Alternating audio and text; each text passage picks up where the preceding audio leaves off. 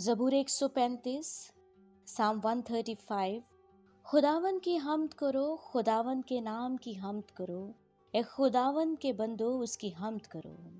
तुम जो खुदावन के घर में हमारे खुदा के घर की बारगाहों में खड़े रहते हो, खुदावन की हम्द करो क्योंकि खुदावन भला है।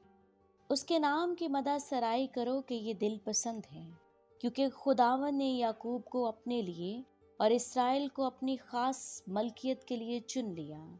इसलिए मैं जानता हूँ कि खुदावन बुजुर्ग है और हमारा रब सब माबूदों से बालातर।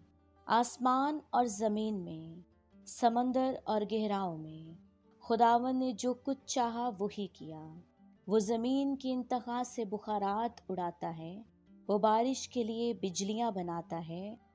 उसी ने मिस्र के पेलोठों को मारा, क्या इंसान के क्या हवान के। ए मिस्र, उसी ने तुझ में फ़राउन और उसके सब खादमों पर निशान और अजाइब जाहिर किए। उसने बहुत सी कौमों को मारा और ज़बरदस्त बादशाहों को कत्ल किया। अमूरियों के बादशाह सयून को, बसन के बादशाह ऊज को, केनान की सब ममलकतों को और उसकी सब मेरास को, और उनकी ज़मीन मेरास कर दी, यानी अपनी कौम इसराइल की मेरास। ए खुदावंद, तेरा नाम अब्दी है और तेरी याद ए खुदावंद पुश्त दर पुश्त कायम है। क्योंकि खुदावंद अपनी कौम की अदालत करेगा और अपने बंदों पर तरस खाएगा। कौमों के बुत चांदी और सोना है, यानी आदमी की दस्तकारी।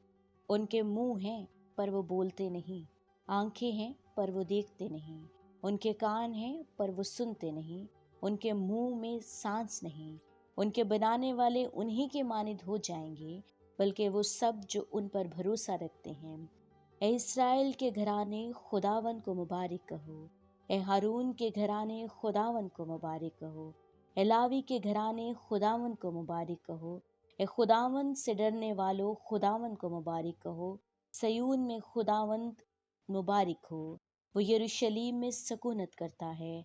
खुदावन की हम्द करो। आमीन।